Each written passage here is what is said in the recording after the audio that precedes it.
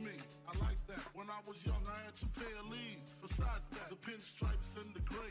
The one I wore on Mondays and Wednesdays. While niggas flirt, I'm sewing tigers on my shirt and alligators. You wanna see the inside? I see you later. Here come the drama. Oh, that's that nigga with the fake. Wow, why you punch me in my face? Stay in your place, play your position. Here come my intuition. Go in this nigga pocket, rob him while his friends watch it, and hoes clock it. Here comes respect. His crew's your crew, or they might be next. Look at they man, big man, they never try, so we roll with them. I stole with them. I mean loyalty. Niggas bought me milks at lunch. The milks with chocolate, the cookies, butter crunch, 88.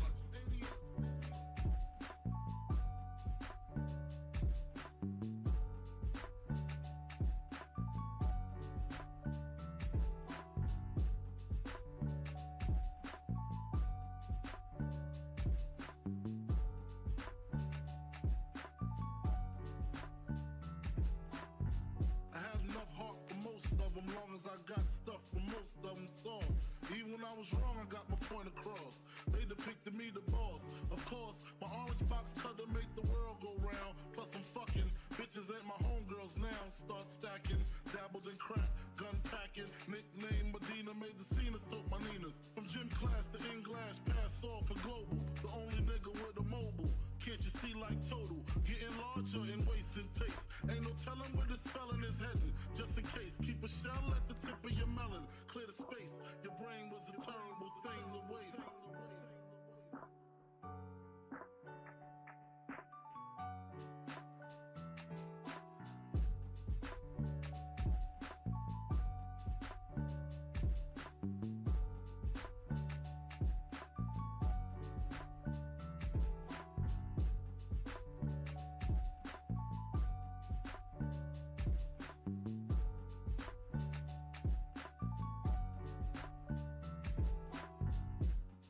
Realizing to master enterprise and I ain't have to be in school by 10. I then began to encounter with my counterparts on how to burn the block apart. Break it down into sections. Drugs by these selections. Some use pipes, others use injections. Syringe sold separately. Frank the deputy, quick to grab my Smith & Wesson like my dick was missing. To protect my position, my corner, my layer. While we out here, say the hustler's prayer. If the game shakes me or breaks me, I hope it makes me a better man. Take a better stand. Put money in my mom's hand. Get my daughter this college plan so she don't need no man. Stay far from timid. Only make moves when your heart's in it. And live the phrase, sky's the limit. Motherfucker.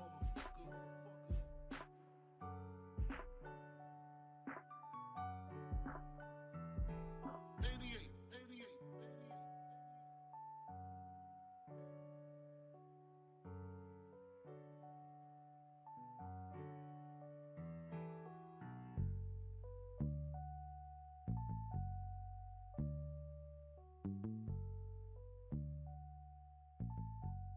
And live the phrase, sky's the limit.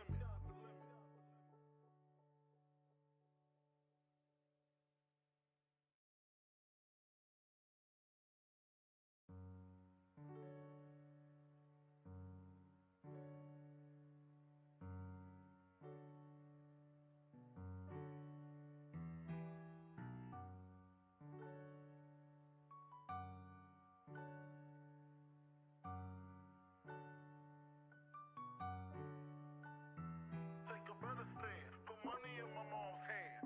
Get my daughter this college plan so she don't need no man. Stay far from timid. Only make moves when your heart's in it. And live the phrase, sky's the limit.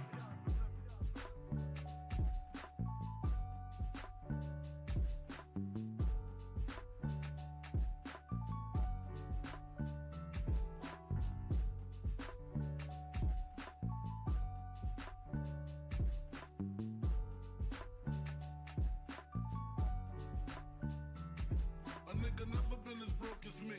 I like that. When I was young, I had 2 pair of leaves. Besides that, the pinstripes and the gray. The one I wore on Mondays and Wednesdays. While niggas flirt, I'm sewing tigers on my shirt and alligators. You wanna see the inside? I see you later. Here come the drama. Oh, that's that nigga with the fake. Wow, why you punch punch me in my face, stay in your place, play your position, become my intuition. Go in this nigga pocket, rob him while his friends watch it, and hoes clock it. Here comes respect. His crew's your crew, or they might be next. Look at they man, big man, they never try, so we roll with them, stole with them. I mean loyalty. Niggas bought me milks at lunch, the milks with chocolate, the cookies, butter crunch, 80.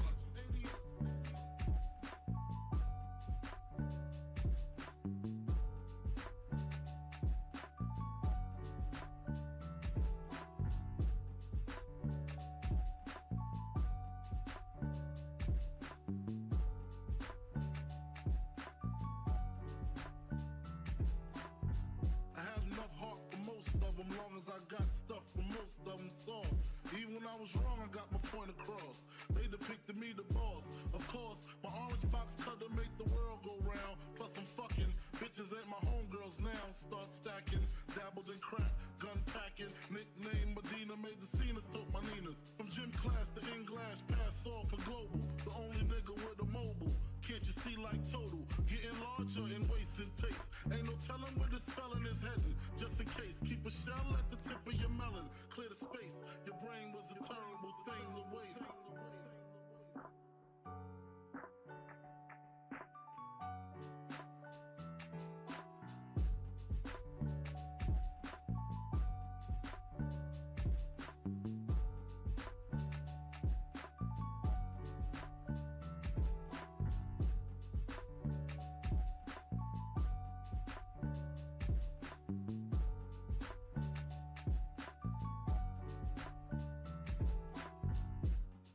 Realizing to master enterprise and I ain't have to be in school by 10.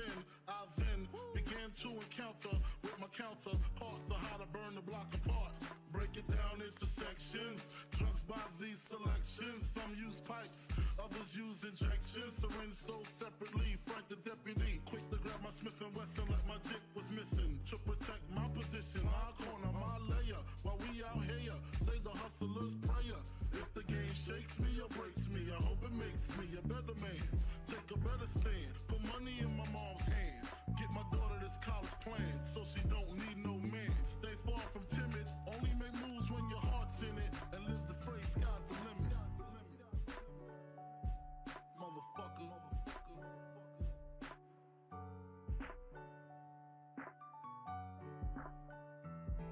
88.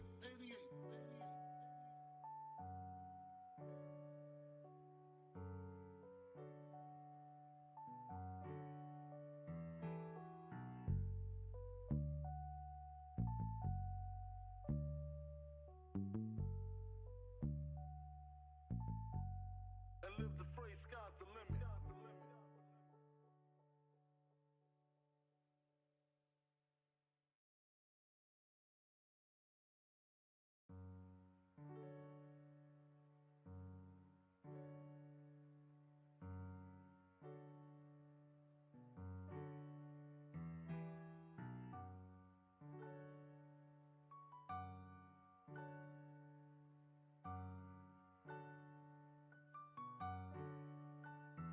Take a better stand, put money in my mom's hand. Get my daughter this college plan, so she don't need no man. Stay far from timid, only make moves when your heart's in it. And live the phrase, sky's the limit.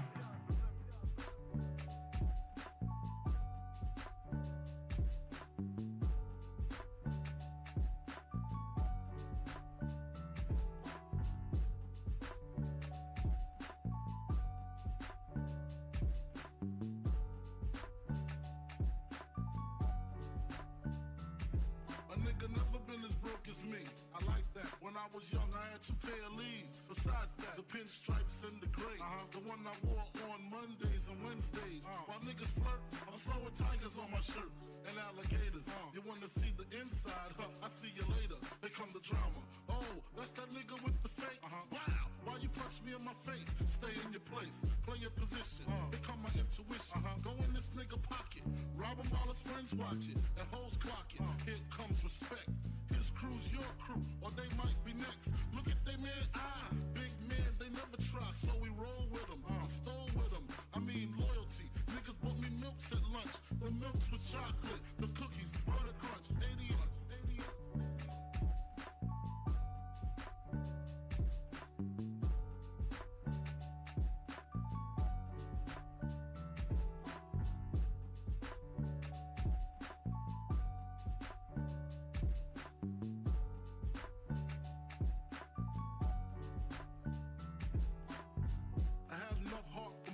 them long as I got stuff from most of them soft.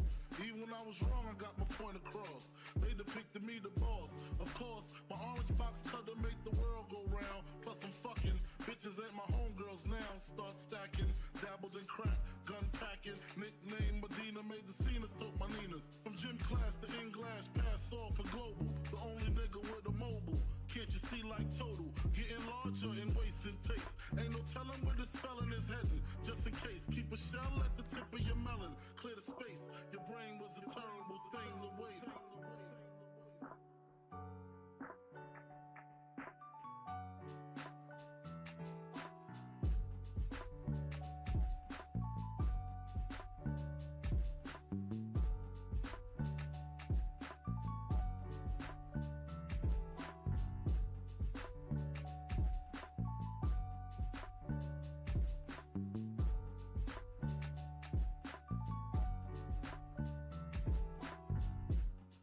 Realizing to master enterprise and I ain't have to be in school by 10.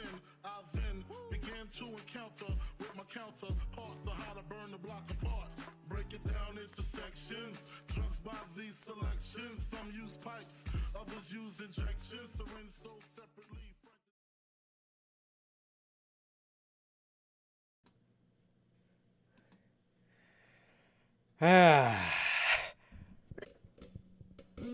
Alrighty, man. Guys? How's everybody doing? What is going on, everybody? We are back. We are back with yet again another edition of Notorious Unscripted. Man.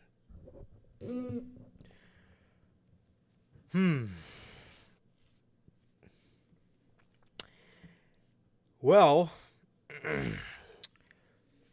Man, well, first of all, no AEW to talk about tonight, except the street fight. They really thought, because Full Gear, they thought they were going to catch the Notorious heels lacking. Oh, no. Oh, no. No. So, as far as WWE is concerned, this is a very, and I mean very important week for the WWE. It's an important week in general, but boy, do they have a lot of stuff possibly cooking. The next episode of weekly WWE television we will be attending. But bro, it's crazy, bro. It's crazy. So tonight we got the confirmed return of Randall Keith Orton. And they sent that poor man Cody out there to say the most lisp-sensitive words. Legacy. Hearing voices. I mean, man, that shit was funny, but bro, man, crazy, dude. It's really crazy, bro. But it really makes you think. Logan says it in the comments, but he says apparently if we had waited to announce Orton for Saturday, oh, wait, no, my bad. Wrong comment. He says, in fact, them announcing Orton tonight makes me think we're getting Punk even more at Survivor Series. Bro, I'm feeling the exact same way, especially with all this Nakamura stuff. The announcers are even playing it up like, who the fuck is this guy talking to? You know, the announcers were on there tonight talking about, you know, they don't know. Nobody knows who Nakamura is talking to. Nakamura is doing, you know, backstage videos, posting them on social media videos of him talking about, I'm waiting for you. Where are you? I know where you are. Blah, blah, blah. Very vague, and it could be anybody. But, I mean, if we're looking towards him calling somebody out at Survivor Series, man, I mean, there's really only one other person it could be. It's only him. Because the other mystery was just revealed in the same show tonight. So he's the only fucking mystery. Exactly. And also, now I know you guys remember Bray Wyatt, Extreme Rules 2022 last year. In all their promotional images for the show, you seen little skinny, images of what people made out to be lanterns in the thing. This year, in the Survivor Series one, you see Cody Rhodes with his fucking face fucking painted like an idiot. And in the background, you see what can almost kind of be made out of a fist, but you can really kind of see an X. You can see a fucking X on a fist. Reminded me a lot of Bray.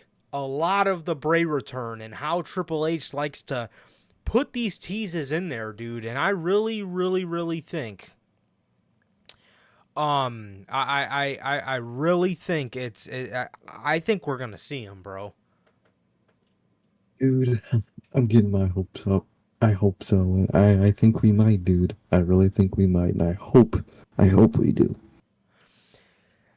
This is also another reason why I think WWE was willing to let Roman Reigns kind of just skip town for the night. That's another reason why I think they let him do that is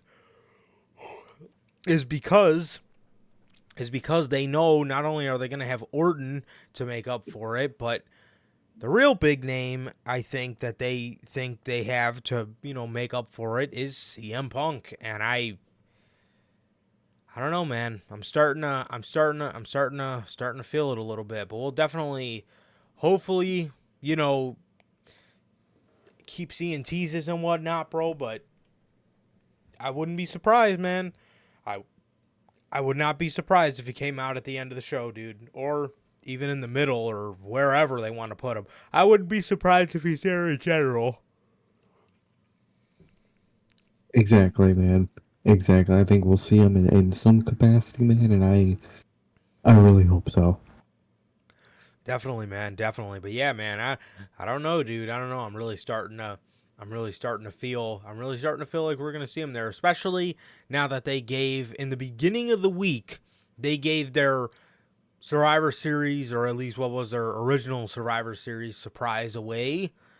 Yeah, I definitely think we'll be seeing Chicago Phil in Chicago on Saturday, bro. So I'm hyped, bro. I'm hyped. But we're just gonna have to wait and see, dude. Exactly, man. Exactly. We're gonna have to wait and see, man, and I'm excited, bro. I'm excited for the weekend in general, man, but the possibility of seeing CM Punk, man, again, it's just I just can't fucking wait.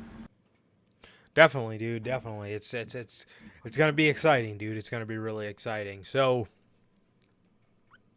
yeah, we go ahead and hop right into the intro, man, and then we can get started on this this rant we have for you guys.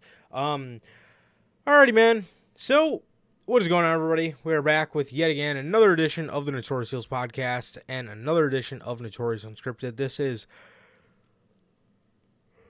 the 170th version of the podcast, or episode rather, of the podcast, man, or of Unscripted rather.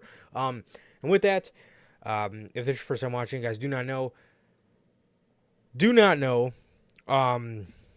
Aaron Holt says how's it going, bro? How's it going? Thank you for showing up, dude. I just seen the comment. I wonder which relative. Well, are you talking about me or Sir K?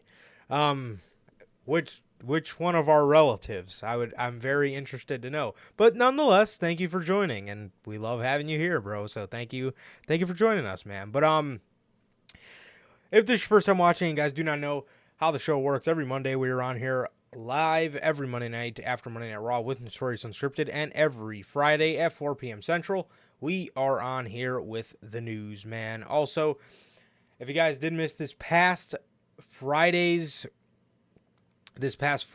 edition of the news, as well as this past Saturday's edition of the Full Gear 2023 review. You guys can now find both of those available on all platforms for you guys, man. That is Anchor, Spotify, Google Podcasts, Apple Podcasts. And if you want to see it first, join us right here live on YouTube, man. And yeah, man. Also, if you guys have not got a chance to get your hands on some of the official Notorious Heels podcast merchandise, you guys can now find this live on the merch shop. That is bonfire.com. Link is at the top of the description of this very video and in either mine or Circay's social media pages, man. So with that, if you guys also have not got a chance to get your hands on some of the official Christmas merchandise for the year, if you guys are looking for something festive to wear for the holidays, man, look no further than the Notorious Christmas design here, man. Again, if you guys do want to get all 8 of these beautiful designs plus more and the Christmas merch, you guys can find those live on all platforms.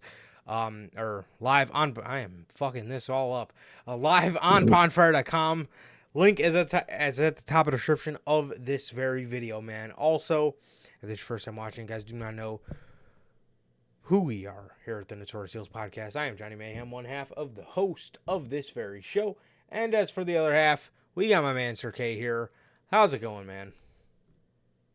Going good, man. It's going good. Just had a great weekend, man. Great big weekend. A lot of prep, a lot of running around for most of it, man. And then there was Full Gear. Full Gear was fun as hell, man. And that Sunday, yesterday, bro, incredibly fun. We had the birthday party of our boy, you. And it was great, dude. It was fucking great. And now we're here. We had Raw tonight. And this week we got not only Thanksgiving, obviously, but we got Raw and SmackDown and Survivor Series that I can't wait for, man. So I'm great, man. I'm great. But like Durante always asks, man, how's life? How's the families? Life's good, man. The family's good. How is everybody doing in the live chat? And how is everybody doing in that replay, man? What about you, bro? How are you doing? Yeah, man, I'm good, bro. I'm good. Not doing the best after I just completely botched our intro, but I'm hanging in there, bro. I'm hanging in there, dude. But yeah, man. Yeah, it was a super fun weekend, man. Super fun weekend. I had the pleasure of having a birthday party done for me, so that was very cool, very nice. I want to thank you again for being a part of that, bro. So thank you. Just thank you, bro. Thank you, and thank you to everybody who came, man. I had a lot of fun being around a bunch of people I love, and it was just a really great time, man. It was a really great time. So yeah, man. But yeah, dude, it was a lot of fun. It was a lot of fun, and the party's not even fucking over yet because we still got this weekend, bro. So we're just gonna keep going, man. We're just gonna keep going, man. And what the fuck was I gonna say? Thanksgiving, yeah. Before we even jump into SmackDown and Survivor Series, dude, we still have Thanksgiving coming up, bro. So it's crazy, dude. It's crazy, but the party has reached its 12th hour, bro. So we're halfway done, dude. But I'm not ready for it to be over. But it's been a wild ride, bro. So it's been a lot of fun, and I'm excited. I'm excited for this weekend, man. I'm excited for this weekend, man. And as Durante always asks, I'm good. Family's good. And what about you, Durante? Logan, Bell, JT, JB, how the hell are you guys? And anybody on the Replay Mafia, anybody joining us for the first time, like my boy Aaron here. How's it going, dude? Thank you for coming. And my pops, as always, bro. So before I hit the intro, I wanted to ask, which relative was it? I want to ask, which relative was it? But was it from a QR code? Might have been. You never know. I'm interested. I'm very intrigued. Oh, yeah. But to answer Aaron's question, yes, we will be there Friday and Saturday. So SmackDown, obviously, and then Survivor Series, man. We're going to be meeting up with our boy Logan. We're going to be meeting up with our boy Logan. Oh, okay. Okay. All right. Okay. Gotcha. But yeah, bro. So I'll be meeting up with our boy Logie. So I'm super stoked. Super stoked. For that, bro. So it's gonna be fun, dude. It's gonna be. I'm really looking forward to that, dude. I'm really looking forward to that, man. But yes, we will be there Friday. We will be there Saturday for SmackDown and Survivor Series, bro. So I'm excited. I'm pumped, man. And yeah, let's fucking go. It's not done yet, man. yeah. It's not done yet. So,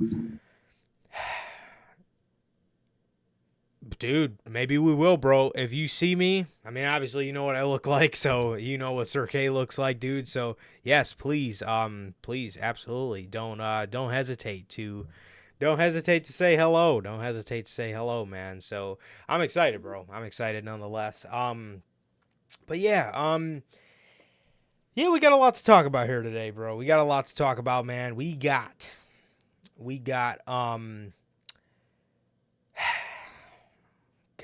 one thing from Dynamite that I'm absolutely dreading to talk about. What were you saying? I know. Oh, I thought you threw up the one because you had needed a second to say something. That's the one thing. Oh, well, okay.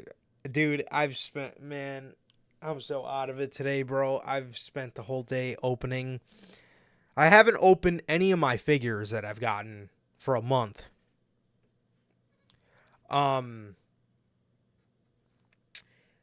But today was the day that I opened all of them, and I've literally been opening wrestling figures and resetting up my display case since fucking 2:00. And I had to stop at 10 because I had to be here, but golly, dude, yeah,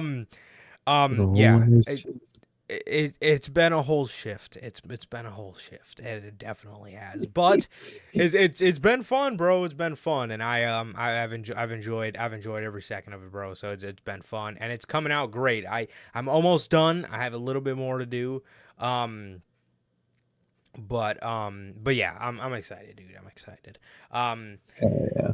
It's almost done. We're almost there. But okay, let's get fucking back on track here. All Elite Wrestling. Tony Khan, bro.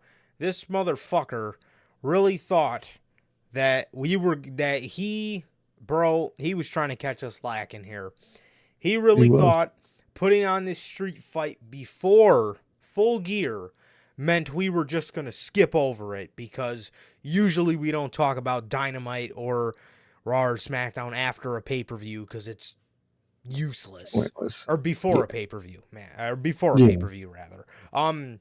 Because it's pointless to talk about. Yes, Pops, I am stoked. I am over the moon stoked to see Mr. Logie. It's been a long fucking time coming. Talk about a long time coming. I'm talking about meeting up with Logan PN here in the Shy. But dude, AEW, bro. And the thing was, I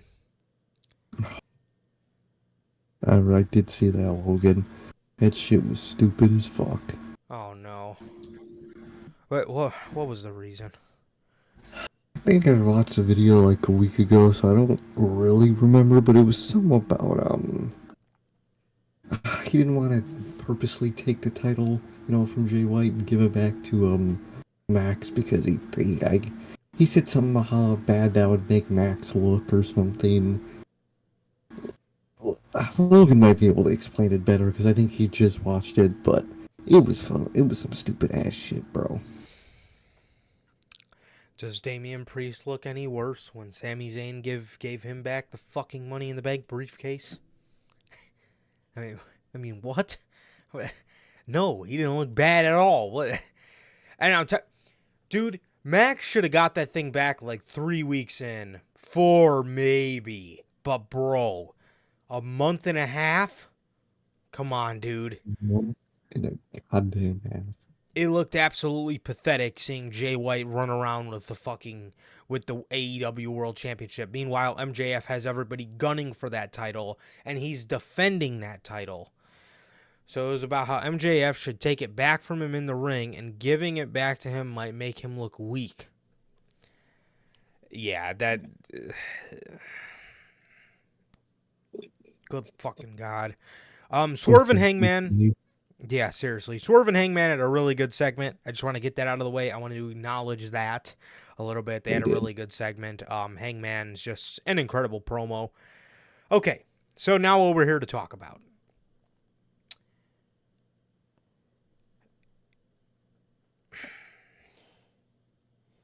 We have the Like a Dragon Gaiden street fight presented by Sega.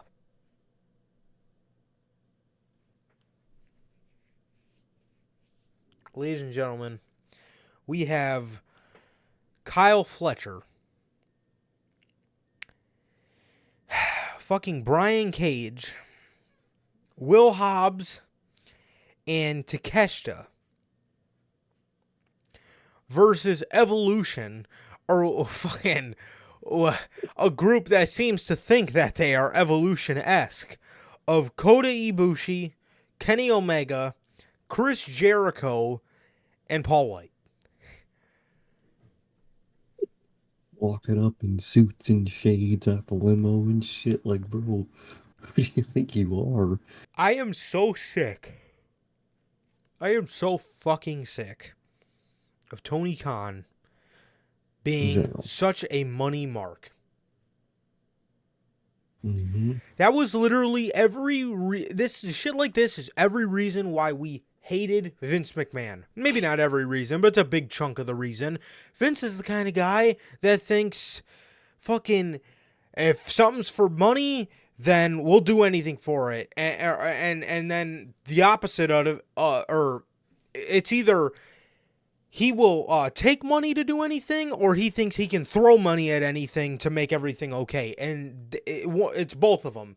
And fucking Tony Khan has really adopted that character trait of Vince McMahon. Either this guy will do the goofiest of fucking production shit, put it on the goofiest of shit on his shows if it means a bag, or he will throw money at everything to make everything seem okay. That is him and Vince can. I mean, dude, and really lately, dude. I mean, this man TK has fucking been coming off like such a money mark. What was the last production, or what was the last promotional match AEW put on their show? That's right. It was Dragon stuff, right? House of the Dragon. Oh, no. I'm surprised you forgot, but I'm sorry I have to make you remember this. The last thing they put on their show to promote and to get a bag was the Texas Chainsaw Massacre death match. And how did that go?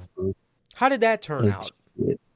We had fucking some motherfucker, wish it was TK, come out dressed as a Leatherface with fake chainsaw noises. That the chainsaw itself was that was the last time. I forgot about that till now, man. God damn it. Mm-hmm. This man TK has turned into such a money mark for and with his goddamn money. He will do anything for money, and he will give anybody any money to do stuff. This man is the definition of a money mark, at least with Vince.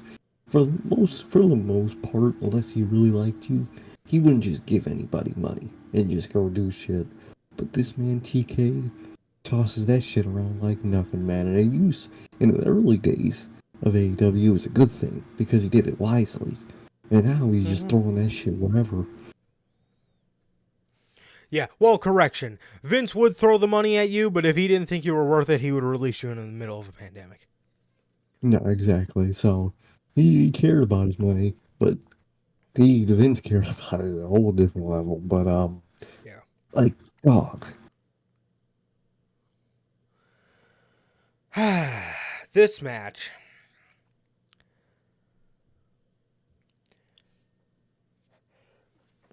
Ugh, excuse me. I apologize. Thank you.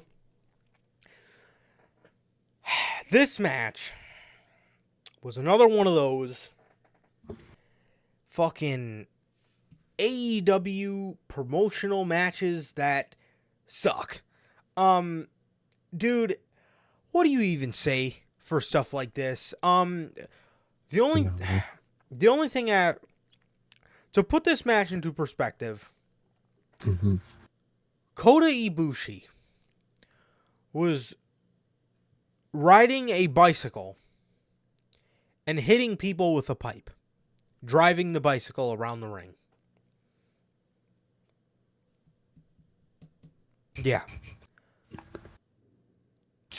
I texted it in our group chat during the show, during this match. I said 2019 AEW would be fucking crying right now. Mm-hmm. And you guys don't even want to know what 2021 AEW would be doing if he was watching this match right now. He would be hanging. Oh my god, dude. Not to mention, you put Big Show in this match for this man to get dumped on his head on a car windshield and just taken out of the match. He did like two things in this entire match. He had Will Hobbs on the hood of a car, and he did his slap to the chest. And after that, he got dumped on his head on a fucking car windshield and rolled off of it, and we never seen him again. The whole match. And by the way, at the end of the match, the babyfaces won. So, they won. And then they just weren't celebrating with fucking the massive man, Paul White, because he was dead in the parking lot. Like, dog. Dude. Kota Ibushi gets fucking tombstoned onto like a metal sign and a bunch of chairs just for him to no sell it. They tied Will Hobbs up. Dude, these guys are all wearing like promotional trunks. I mean, and it was really the fucking those pipe shots when he was on the bike. Dude, just looks so damn fucking stupid, bro. I mean, this is just shit like this, man. It really makes me afraid for AEW. On one hand, dude, it's cool to see people still wanting to go to AEW. You know, it lets you know they're not going to be put out of business or anything like that, man. But god fucking damn, I just wish we would go back to what made this company so special in the first place. No, exactly, man. Exactly. This place used to be legit and important, and now it's kind of just turned into whatever TK can make money out of. Just, oh, you want to do a promotional deal, okay. And it's not like he's just throwing their ad up or putting these guys in commercials like, you know, normal people do. He goes out here and he just does weird shit with these fucking promotionals. Like, why are you having Leatherface run out there with a chainsaw? Why are you having this match with Big Show in it? And they're wearing promotional trunks. Dude, just advertise the game like you already did. You'll be fine. You will literally be fine. They're watching anyway, so if they watch the commercial, they watch the ad. That's all that matters. It doesn't make sense, man. I don't know where TK's head is, man. I don't know if it's in his ass or a pile of something else that we all know what that pile will be. But the TK's head is somewhere, and it's not in the right space, man. It's fucking this company up, man. And it's really tough to see, man. It's tough to watch because This is the company I want to like better, but right now I do not like it better in the fucking slightest because you get shit like this. Saturday was Saturday a good night? I would say overall, yes, it had its many Oh yeah. problems, but I would say Saturday was overall a good night. But you can't forget the slop like that, man. That match was a slop fest of bullshit, and it represents a lot of things wrong with what AEW is becoming, man. And what happened on Saturday, especially the most talked about thing being the Swerve and Hangman match, it's really the two sides of AEW, and the side they should go with more. The side that made them the alternative is doing matches like that, and then doing shit that we all hated. Dude, this company was making fun of the fucking I think it was the Extreme Rules zombies, or whenever they did the fucking zombies in WWE, when the zombies came out, they were making fun of that shit. Then you have Leatherface come out. Now you're doing this shit. You don't have a right to laugh at that bullshit anymore, because now you're just hypocritical as fuck. I hope this shit changes, man. I hope this shit doesn't continue, man, for like you said, AEW's not going anywhere, but creatively, they'll be going in the dirt if they do It's horrible. continue that. Exactly.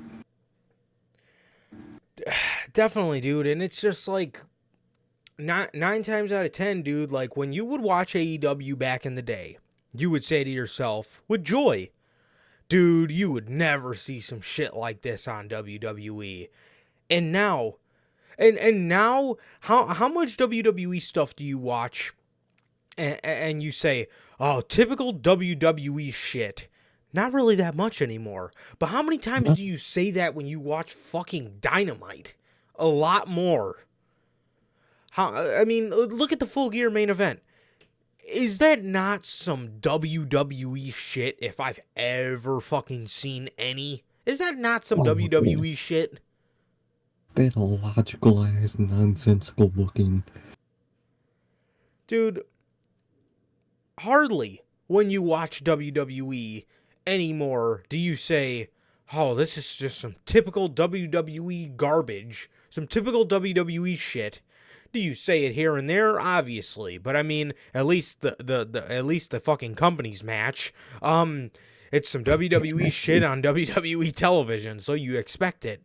But how many times, and it's enough times to be concerned about, how many times nowadays do you fucking say to yourself when you're watching AEW television, man, this is some WWE shit? Too much, too many times. More than I would like. Dude, Mm-hmm. be the fucking alternative. Oh yeah, the main event, it was still a good match. It was just so overbooked, and the match was good. But imagine what they would have done if they would have just went out there and did their fucking thing without all the extra bullshit added to the match. The ambulance spot, fucking Adam Cole's out there about to fucking wrestle in crutches, all this shit. I mean, what the fuck? I don't know, dude. I don't know. This just, you gotta do better, man. I mean, you gotta do better. I mean, shit like this on your television show cannot keep up, man. And this is not in the slightest what made AEW Dynamite AEW Dynamite. It's not at all. In fact, it's WWE light. It really is. Exactly. That's what it's been, and that's what they need to go back away from, man. They did it a little on Saturday night, but they need to go full into it and not be WWE light and just be AEW again. Exactly. And my concern coming out of Full Gear, dude, is the fans did it after Wrestle Dream. You know, they say they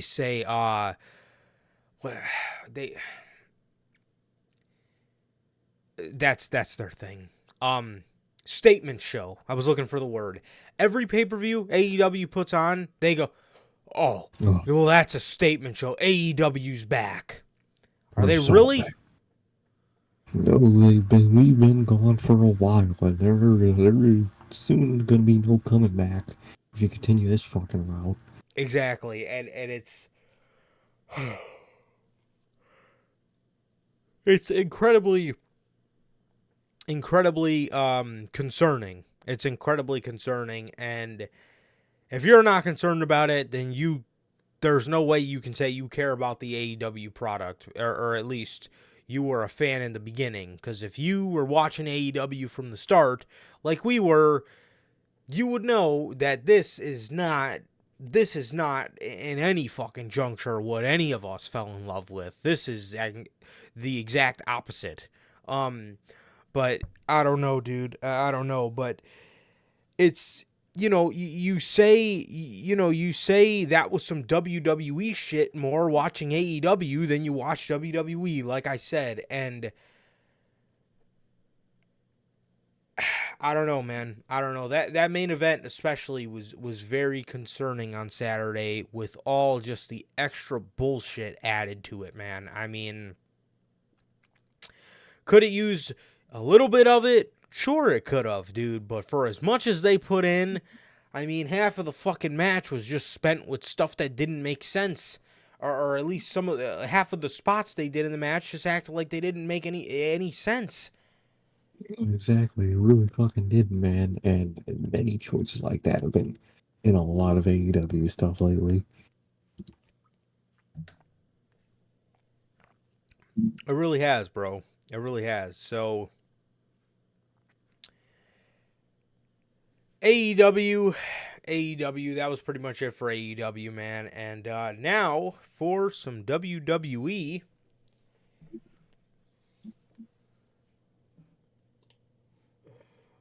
Oh, geez, of course, on their little promotional thing, the part where the X is, the little Punk reference is covered up by the War Games logo. You gotta love it. Of course. So,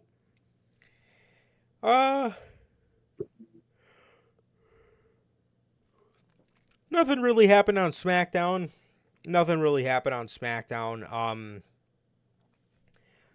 More of LA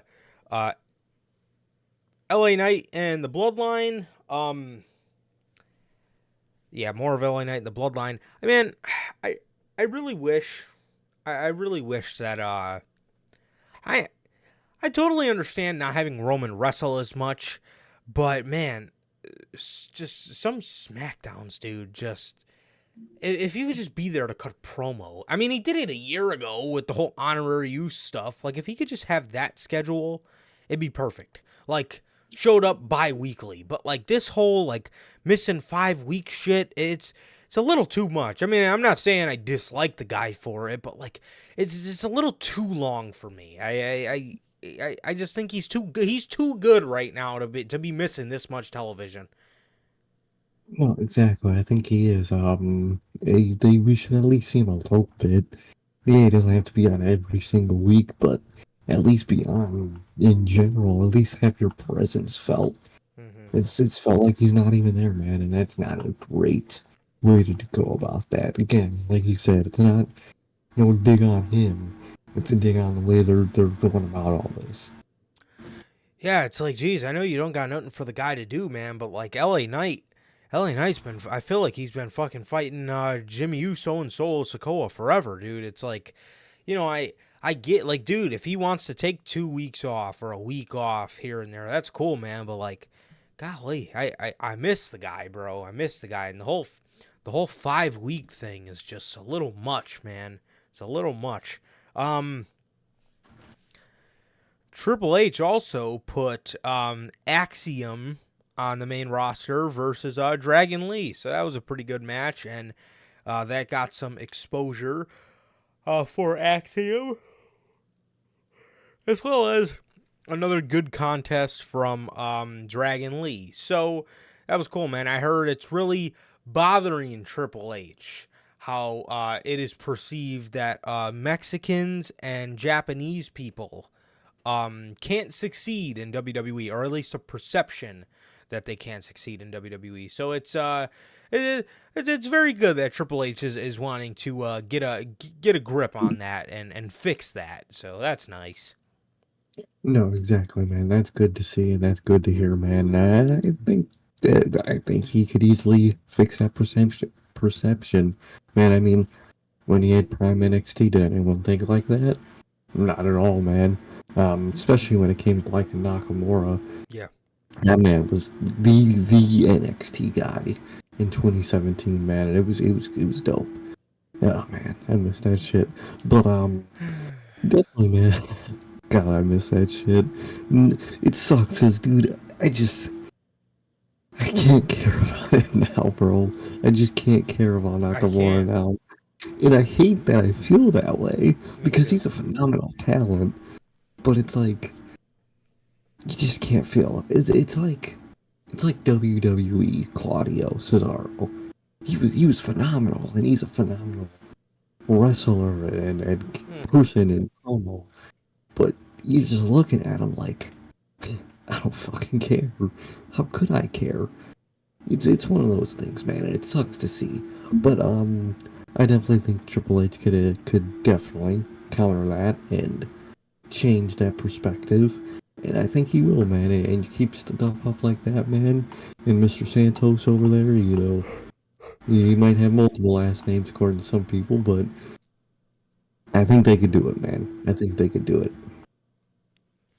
Definitely, bro. Definitely, man. Well, speaking of Santos,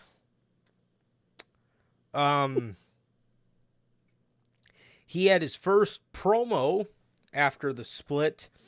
He talked about how upset he was with Rey Mysterio because he trusted an outsider.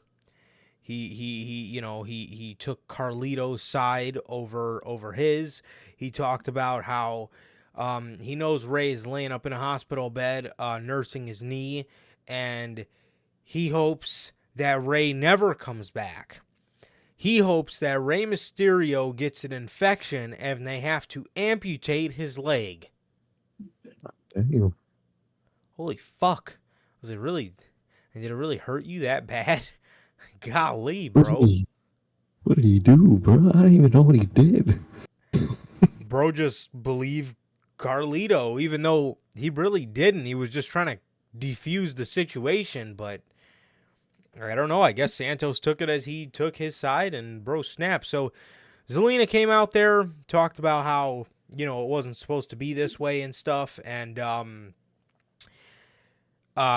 she slapped Santos, and then Joaquin and Raul came out there.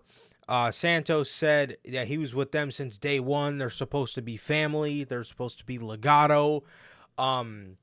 Those guys told him that what he did to Rey was way out of pocket, pretty much, and they went to walk away, and Santos started beating the fuck out of both of them, bro. So he started beating both of his boys up, and then he left after Carlito started to rush the ring. You know, I see a lot of people saying that Santos might get aligned with Angel Garza and Humberto Carrillo. That would honestly have to be the only way we would get some sort of LWO civil war, because the group just doesn't have enough people. Unless you put Dragon Lee's been kind of talking about. He had a segment on SmackDown where he was kind of talking about it, so maybe he will align with Rey and Carlito, but that would make sense. I honestly, I would rather just see Santos with his original boys, bro, Cruz and Wild. So yeah, I think it's what I expected for the heel turn when they initially all got together. I thought at some point him and his guys would just turn on Rey and his friends, and some variation, or just turn on Rey. And I really thought it would just be Rey that would be at it, and they turn on him. But yeah, it's been weird, man. It's been weird. It hasn't been bad, but it has definitely been weird, man. But I'm a give that hopefulness for Triple H that it goes by well, and I think it will. Definitely, bro. Definitely. I feel like I trust him. I'll see where it goes. But the other thing is, Ray's not back for another 2 months, right? How the fuck do we keep this relevant for 2 months? I'm a little worried the feud is going to be ice cold. The Santos and Carlito feud is going to be ice cold by the time Rey Mysterio comes back. I'm a little worried about that. I'm not going to lie. Definitely, man. Oh yeah, definitely. Hopefully they don't he doesn't go cold by then, but I don't know, I don't think he'll be as hot as he is now, so let's hope for the best, man. Definitely, man. Definitely. And then Becky Lynch was confirmed for the final member of the Women's War Games team for Saturday, as they made Charlotte make the call. So it's kind of cool to see them being friends again. Kind of cool. After that fucking amazing war they went through 2 years ago, where they were just out there fucking fighting each other. And it made for great television, man. But it was cool to kind of see them. Kind of cool to see Charlotte make that call to the old friend, I guess. Definitely, man. That was interesting. Didn't mind the way that they did it, man. And yeah, it's interesting, man. Good to see, like you said, them be friends again. And I like the addition of Becky, man. They all kind of have history with her on that same team, so it's cool, man. I think it'll go by well, man. I think so. This Women's War Games match has gotten itself built up better than I thought it was going to be, man. Bro, fuck, I can't talk tonight, bro. I don't know why. Before Cardi came back, dude, I don't know how the fuck they were going to do a Women's War Games match. But they were able to pull it out, man, and I'm intrigued, man. Mainly for that damage control side to see what happens with that. You know, they turn on Bayley, but the babyface side hasn't been all bad.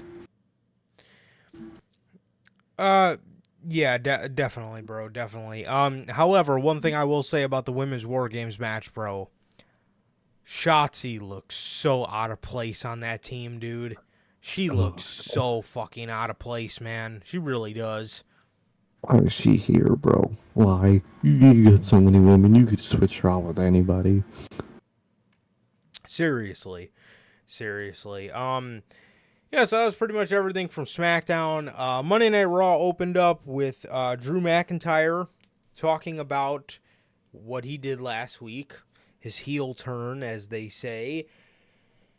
Drew answered the question of, did I join the Judgment Day?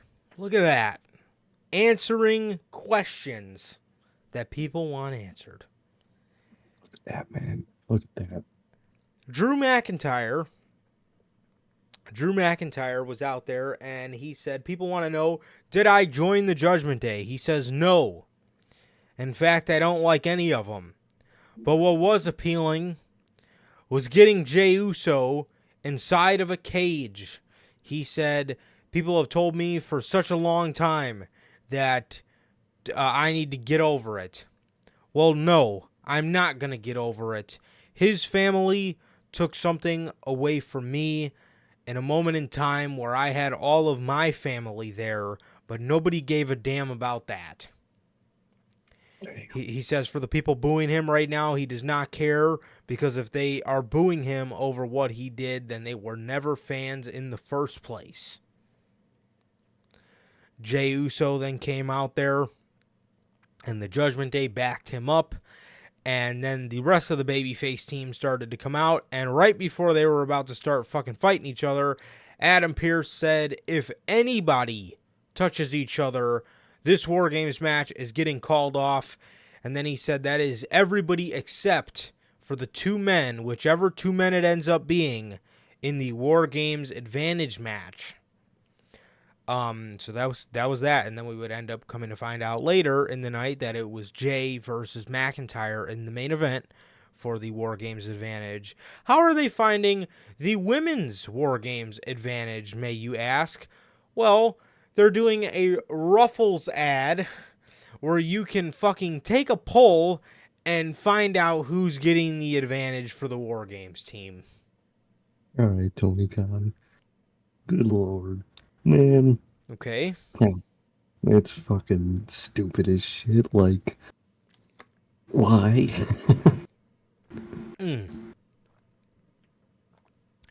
At least make your own poll, man. I mean, you're sitting there fucking telling people, go to ruffles.com to fucking vote. Like, what? What the fuck? That's the funniest thing, bro. I heard they were doing like some vote shit for it. I was like, oh, it's fucking stupid. And then it wasn't until I saw that it was a fucking Ruffles ad. And you have to go to ruffles.com to fucking vote for it. I was like, wait, what?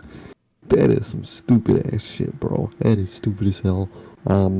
Especially because knowing WWE, they don't care what the fucking fans vote. Whatever they book is what they're gonna do. Oh, So yeah. might as well just do it anyway. WWE.com/ruffles. You have to go to www.com/ruffles. Dude, I don't care how much I wanted to vote for something. I am not typing in www.com/ruffles. Yeah, I don't even know, bro. I don't even know. Everybody else every year has to fight to get the advantage, but you know, this year we'll just leave it to, you know, Ruffles. We'll just leave it to www.com/ruffles. Nice. Phenomenal. So that was that. We got a bunch of randomness. You know, whenever there's singles matches, kind of nowadays on Monday Night Raw. We got Raquel Rodriguez and Nia Jax. Nia beat her because Raquel went to get her up for a powerbomb and collapsed, fell on her back, and Nia then hit her corner sit out, where she sits on their face and calls it the Annihilator. And beat Raquel, man. So she beat Raquel with the Annihilator, or and yeah, that was pretty much that. And yeah, that was pretty. Golly, that was pretty much that. Nothing really too crazy from the match itself. I am so glad they are not putting her in War Games. Oh, thank God, dude. I totally thought they were. Thank God they. Since it ended up being Damage Control as a heel, so they obviously weren't going to put her in that double thing, but like, oh, thank God, bro. She would have stunk the fucking place up, man. No kidding. No kidding. Johnny Gargano beats Ludwig Kaiser after Kaiser gets the help from Giovanni Vinci. He gets help from Giovanni Vinci, and then these two would get into an argument because Ludwig told him earlier in the night that he did not want his help, and Gunther set it straight. And he told Gio that he was doing the right thing, and he told Ludwig he needs to do better. So that was that, man. That was that. Very interesting. No, not interesting. Very, very good match from Gargano and Barthel, Ludwig, but as not interesting in terms of another, or just the continuation of Imperium breakup teases, bro. Like, what the fuck? Definitely, bro. Definitely. Was I not paying attention, or did they give DIY the jobber entrance? I was just gonna say that they did give them the jobber entrance. We came back from commercial and we heard that fucking awful fucking DIY song, playing over the PA, and Johnny Gargano was just sitting in the ring. That's the shit that confused me, bro. I look up and I just see them sitting in the fucking corner, sitting there playing the goddamn theme song, and I'm thinking, did I just miss the entrance? I was like, yeah, I guess I fucking missed their entrance, because there's no way they gave them the jobber entrance. They fucking gave DIY the jobber entrance. What? And then they're fucking, and like you said, they're teasing more Imperium breakup shit, where it went from Barthel being the favored one in Gunther's eyes to now Eichner being the favored one. And it's just, what the fuck are you doing here, bro? What? It's like two separate storylines here with fucking Gunther and Imperium, and then Gunther and Miz. Where does this all align? Why? How are they gonna fucking connect this all, man? I am scared to see how they're gonna connect this, man. But the Miz stuff, which we're gonna get to, is really good, man. But like the Imperium implosion stuff, I hate that they keep teasing. And like Logan says in the comments, man, another week of what the fuck are we doing with DIY? Nothing. Fucking nothing. Already. Yeah, seriously, bro. Seriously, man. So that was that. Yeah, another week of nothingness. And I even think later in the night, all the tag teams were bitching to Adam Pearce about not getting any tag team title matches. And Adam Pearce just puts them all in a tag team gauntlet match. And I don't even think DIY was one of the teams, were they? I think it was, from what I remember, it was like New Day and just a bunch of like jobber teams, or other than like Alpha Academy, I think. They were there, but literally in the background. You couldn't. I don't even know if Johnny was there, but all I saw was just Ciampa's head and beard in the background. Well, okay. At least they were there, and they need to win it, because who the fuck is the Judgment Day, right? Please give the fucking belts to DIY. Please, for the love of God, give them to them. It's DIY, or I mean, because Judgment Day, they got their own fucking thing going on, man. Just let them lose the goddamn titles, please. Exactly, bro. So, Xia Li versus Becky Lynch. First of all, what in the world is that fucking DIY? Well, yeah, what is that DIY shit? But what in the fucking world is that Xia Li entrance? Phenomenal.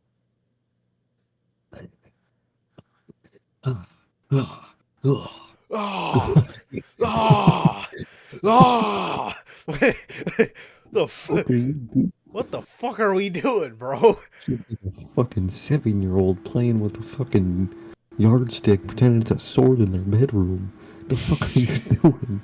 That shit sucks. As for the match, they said on commentary that they are giving us a WrestleMania main event right now. Dude, you got that too? I thought I was the only one that heard that was thinking, the fuck did they just say? A WrestleMania main event. That is a WrestleMania main event. Then fucking cancel WrestleMania. Xia Li and Becky Lynch, the main event of WrestleMania. Okay. Becky beats her, and then we get a brawl with all the War Games teams. We got fucking Shotzi with her stupid ass haircut coming out there with Charlotte and Bianca and all the Damage Control women. A bunch of SmackDown presence on tonight. Nick Aldis was there. Charlotte, Bianca, Shotzi was there. All Damage Control was there. A lot of SmackDown presence. But yeah, they are giving us a WrestleMania main event right now. What? Fucking biggest lie they've ever told. That company has told a million lies. That genuinely might be the worst one. And the thing was, too, bro said that after a fucking superplex. Like, of course the crowd's going to make a little bit of noise for a superplex, but that was enough to make Wade Barrett think that they're giving us a WrestleMania main event right now. Okay. Okay. Okay. We get Fucking hilarious. a 4-way women's match. Or 4-way women's tag team match. With Ivy Nile and Maxine Dupree versus Tegan Knox and Natalia versus Kaden Carter and Katana Chance versus Indy Hartwell and Candice LeRae. And You have the way in this match. Hell, those titles are that as much big a jokes. Fucking Alpha Academy is so over. You could have had Maxine Dupree and Ivy Nile win, or I don't know. You could have had, I don't know. I don't know. Trips, Katana Chance and fucking Kaden Carter, the best women's tag team you have in your entire company right now, win the match. But we go with Natalia and Tegan Knox. The only reason I think he did this is because he's been playing those video packages for Tegan, and I feel like he might want her to win something before she gets injured again. Because, not to make a joke, but she's very injury prone, so you never know what's going to happen. dude, she might be the most injury prone person I've ever seen. And it's so unfortunate because she's so incredibly talented. So incredibly Oh, she's talented. a phenomenal talent, bro. Great in the ring. I like her promos, man. Great fucking talent. But, dog, I think she has spent 90% of her career injured. That's crazy. That sucks, man. So, I think that's what they're doing here, man. It's weird, man. Especially because Candice and Indy got, like, no spotlight at all during that match. Nope. I forgot they were in the fucking match until I saw their defeated faces. Yeah, they were selling most of it. Like, bro, listen, I love Triple H. All my homies fuck with Paul Levesque, bro. All the homies Yes, do. all of them. Every single one of them. The only thing that none of the homies fuck with is the mistreatment of Candice LeRae by Paul Levesque. Since NXT, that man has mistreated Candice LeRae. And that shit needs to stop, bro. That shit needs to stop. I'm sick of it, man. Get me at one of them media scrums. That is one of the, 30 questions I want to ask that man. Exactly. And then I got a question for all the reporters. Do all of you fuck with Paul Levesque? I gotta ask. Do any of you guys fuck with Paul Levesque? How y'all doing? Y'all fuck with Paul Levesque? And they start marking out, and y'all fuck with TK? Boo. Y'all fuck with Cody? Starts marking out. Y'all fuck with Benoit? Dead. Just everyone just drops. Just keep. Y'all love Hogan? Just get him out. I just get jumped. Well, nonetheless, all the homies do fuck with Paul Levesque. They And do. Another thing I'm fucking with is these Nakamura teases. I'm not fucking with Nakamura at all. Oh no. But they've got me interested in where all of this is going. Because I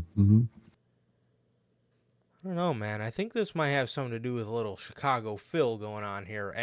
And again, I'm seeing a lot of parallels to the Bray Wyatt return. And this is why all the homies fuck with Paul Levesque, truly, is because that man kept that under wraps. I mean, nobody knew a fucking peep about Bray Wyatt returning. There was speculation, but the only speculation we were getting was not from the dirt sheets. It was from WWE teases. That was what it was from. You know? It was little WWE shit. And, you know, that's how it should be, bro. That's how it should be. That's why no matter what's happening with this devil stuff, that's one thing I'm glad AEW's been doing. They've told people that that aren't gonna say shit, because Exactly. you know, you don't want stuff like, you don't want moments to be ruined. But yeah, bro, I mean, WWE, the only teases we were getting was from WWE television or WWE stuff, like pictures they post or promotional images or blah blah blah. That was it. You know what I mean? And I'm seeing a lot of parallels to the Bray Wyatt return in this Survivor Series CM Punk potential return teases. So, yeah, man. So, we're getting a lot of teases from Nakamura. He came out for his match with Chad Gable, and they said, literally, bro, literally, Dave Meltzer said the day of, it was, yeah, I can't remember which one it was, but it was the day of or the day before, that Bray wasn't going to be there. Bray wasn't going to be there. In fact, a couple days before, maybe like a week before, that man Meltzer said Bray hasn't even talked to WWE. And he was most likely signed at that point in time. Oh yeah, and like Logan said, the day of, Meltzer tweeted out that Bray Wyatt was 100% not returning, and he fucking returned that night. That night, bro. Somebody in that company hates that fucking guy, and it is Probably Paul hilarious. Levesque. Probably is Paul Levesque, man. Fucking shafted him with the 5-star ratings and all his great NXT matches. He's like, alright, fuck this guy. And just feed him bullshit. It's the way to do But it. it's the way to fucking do it, man. But they've been doing good with this Nakamura stuff, man. I mean, am I disappointed they're starting Punk off with Nakamura? Yeah. But is it a bad start? Not at all. And I'm excited, dude. Apparently after Raw went off air, WWE released a video of Nakamura saying that he's tired of waiting or something. Yep. That he wants this person to just come out, and I want this person to come out live in Chicago. I want man. him to come Saturday. Exactly, man. So I hope we do, man. I just, man, I don't give a fuck. I'm being selfish. I don't want them to wait till the Rumble. I want them to do it right in this Saturday, man. I hope we get it, bro. Dude, I hope so, bro. But Nakamura beats Chad Gable in a pretty good singles match. I don't know if they're... I'll hold my judgment, because I feel like this is all a big play to get Gable back to the IC title. But we'll see. But Gable loses to Nakamura, and yeah, they're making Nakamura look strong for something. He's boring as sin, but he does look pretty strong, and it's because of something, and we just don't know what that something is yet. But Nakamura,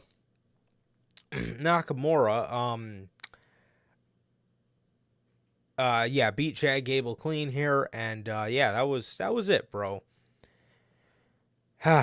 Good old WWE, bro. That's what I love about WWE. Speaking of the Intercontinental Championship, Gunther and The Miz had another one of their fucking great promo battles, dude. These two on the mic, and look, man, don't sleep on Walter on the mic, because he's very good. Truly, dog. That man is phenomenal on the fucking mic. And God, the way he fucking carries himself, dude. This guy has world fucking heavyweight champion written all over him. So he really does. Him and The Miz are out there, and he tells The Miz, that you don't have any chance in beating me because you are a entertainer. You come out here to entertain the people. You come out here to cut your promos and entertain people, and you're a showman. You're just an entertainer. Miz starts going off saying, when I was a kid, I looked up to Macho Man. I looked up to the Ultimate Warrior. I looked up to all these guys that were entertaining. And he called out Walter for telling him, he said, you seem to say that all the time like it's a bad thing. He tells him he grew up idolizing all these guys that held the Intercontinental Championship, and he wanted to hold that very title one day.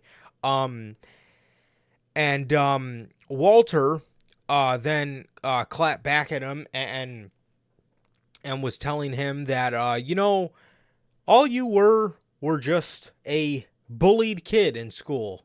You were bullied because of how you looked. You were bullied because you weren't tough enough. You were bullied. You were bullied because, you were, what was he calling him? A weirdo. Oh, he was calling. Yeah. And he told him that he told him that he needs to go. The only place he belongs is on the other side of the guardrail with the rest of these weirdos over here.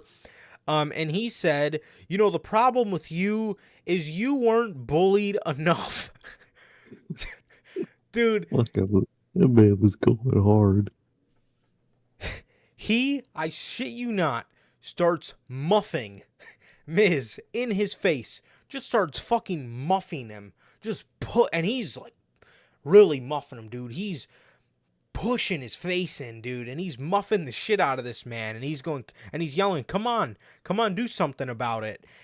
Miz finally gets pissed, goes to hit him. Walter starts whooping his ass again, and Miz gets the fire inside of him, man, and he starts hitting him back, and he hits him with a skull-crushing finale to leave off on a pretty good note for his momentum before Survivor Series, bro. But this is a story I've loved. Actually, this is a story that I've really fucking loved, man. I mean, this story has been incredible. These guys are polar opposites, and it is just made for fucking great television. Great television with these two. So unexpected. If you would have told me in 2020, when did Walter get called up? Last year. Damn. It's only been Damn. If you would have told me last year that Walter and The Miz would be one of his best feuds on the main roster, I would have fucking told you were lying your ass off. Literally, bro. Shit is crazy. The insane term, man. Loved what they did here, man. Phenomenal work from both of them. Love the dynamic. Walter is such a fucking prick and such a menace. It's fucking hilarious. Talking about they didn't bully you enough. God. Loved it, dude. I really like what they're doing here, man. And I really like the vibe of Babyface Miz, man. I like that feeling. Especially when fucking started muffing him and tossing him. That shit was hilarious. And that shit was legit. I was like, damn. Bro's just getting bitched out here. And he fought back. This is the shit I like about what we're getting the storyline. The Miz is fighting. He's stepping up. He's fighting. Hey, this Miz will throw the first punch, man. And I like the look of that, man. That's the shit I wanted to see from this guy. The last fucking 6 years. And we're finally getting it, man. And it is phenomenal. And that's one thing I really like about this version of The Miz is he's not sensitive. He can take a lot on the mic. You know what I mean? Like, classic WWE would have had the babyface, punch Walter right after he told him that he wasn't bullied enough and, have a huge fucking fuss about it. But no, they didn't do that. Miz took it. He listened to everything.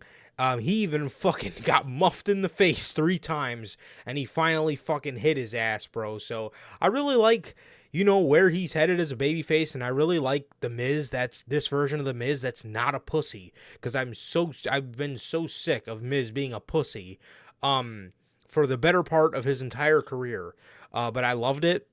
And I really like where he's going now. The one thing I didn't like about this whole thing, and it's neither of these guys' fault, why the fuck did the crowd start chanting USA? I hated that shit. The fuck are y'all talking about? Even, Walter was just like, that doesn't do anything to me. Like, almost, killing, almost at least trying to kill, the idea of him being Anti-USA.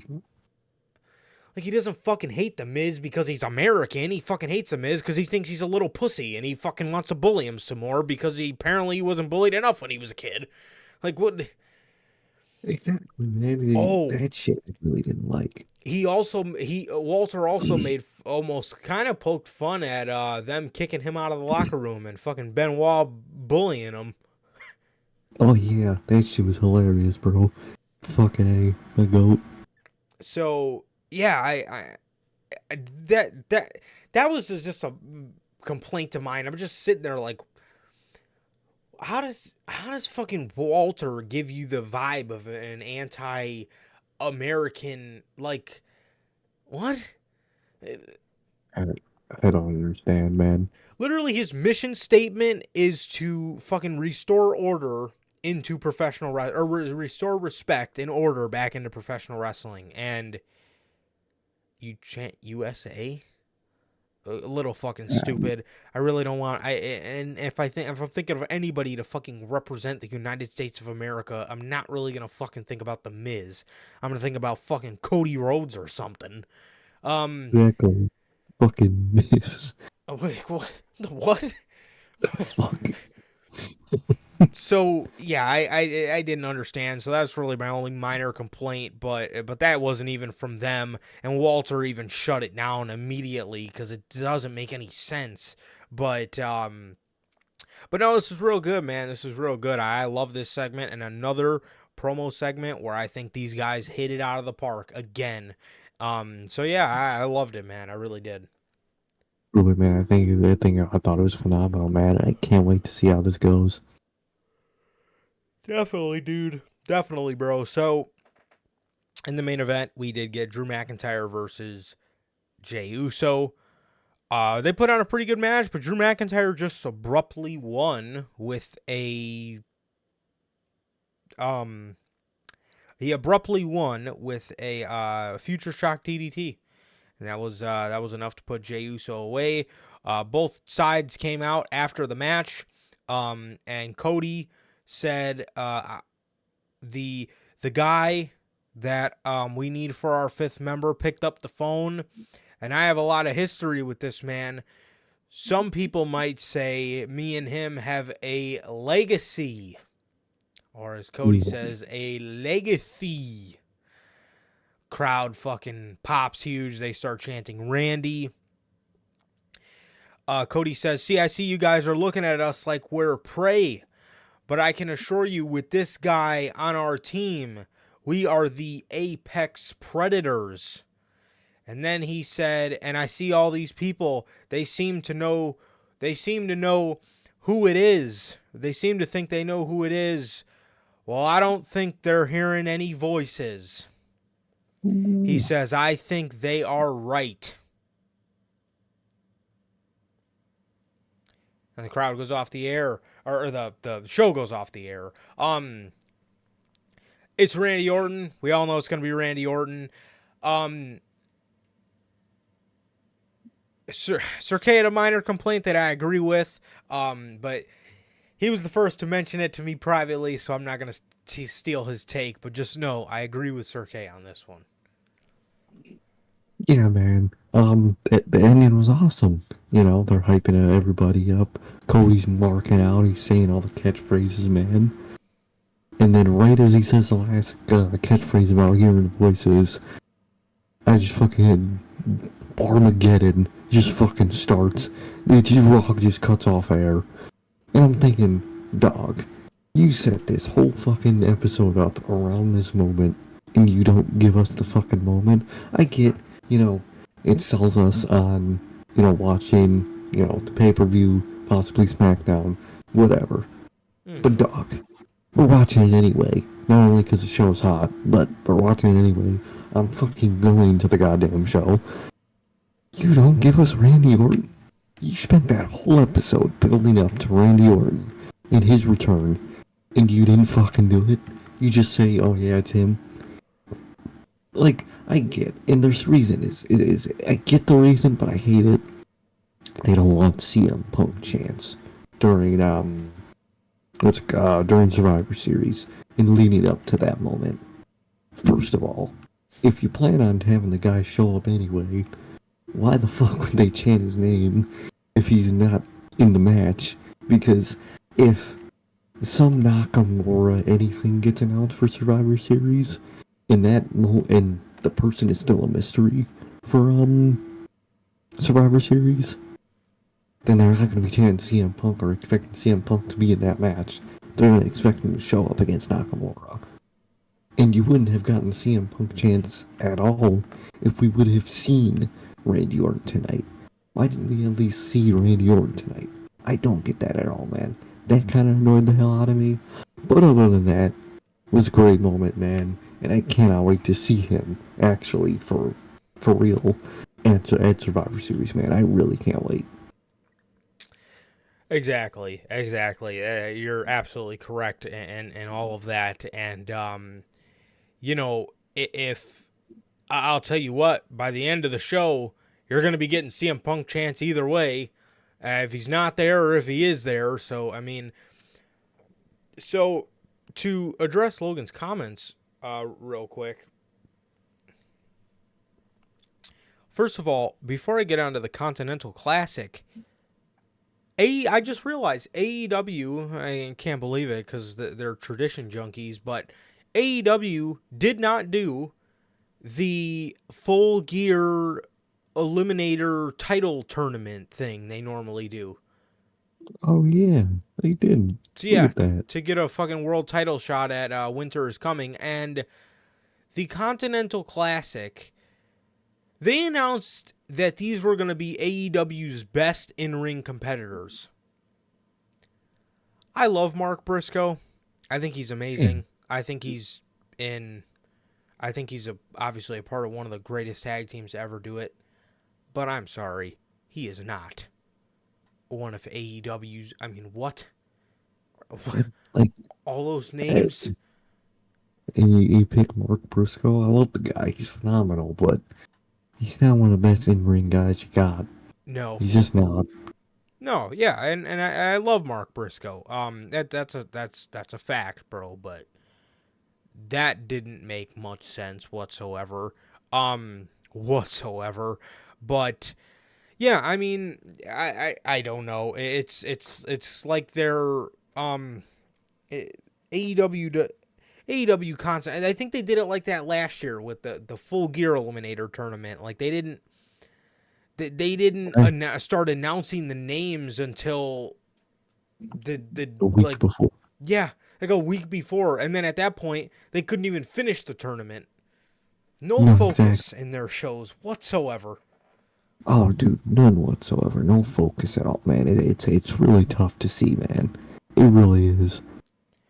Yeah, but I mean, it's gonna be interesting, bro. It's gonna be interesting. But you know, if they wanted to eliminate any CM Punk chants, they honestly probably should have saved Randy for Survivor Series if that was their concern, because then people would have knew it was Randy. But now that people know it's Randy, after that War Games match, if we didn't see Punk by then, we're probably going to be getting some sort of CM Punk chance through the night, and especially at the end. But we'll just have to wait and see, dude. But otherwise, I'm pumped.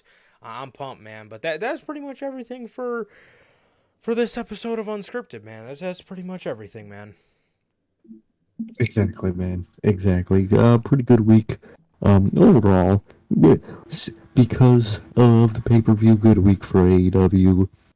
A lot of negatives, man. But overall, it was a fine week for AEW because of Full Gear, man. And for WWE, great week, man. I cannot wait till Friday and Saturday, man. I can't fucking wait. Dude, I'm so pumped. First main roster pay-per-view, man. So, with that, ladies and gentlemen, that is going to do it for this edition of Notorious Unscripted. Thank you guys so very much for joining us for another edition of Unscripted. Also, do not forget, Friday, I'll put it up on the little preview page, but Friday, we will be live at noon Central Time. Noon Central Time. We'll not be live at 4 because then we will not have enough time to go to SmackDown. So we will be live at noon. We'll be live at noon, and yes, SmackDown, and then, obviously we have SmackDown later that night. So we will be live at noon, not 4 o'clock. Not 4 Central, 12 Central.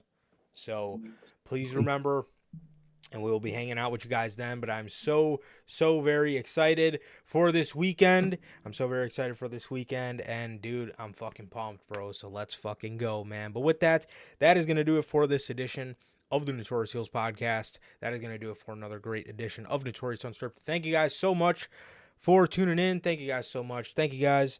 We love you guys. We appreciate you guys so much. And with that, it has been always a pleasure for my Johnny Mayhem. And I, Sir K. And that is going to do it for this edition of Notorious Unscripted. Once again, thank you guys so much. We love you guys. Please like, comment, and subscribe. And we will see you guys at noon Central this Friday for the News and Survivor Series 2023 predictions. Peace.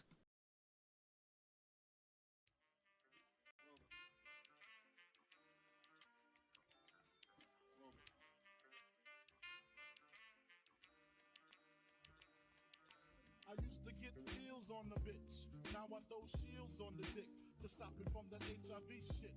And niggas know they soft like a Twinkie fillin', playing the villain, prepare for this rap killing.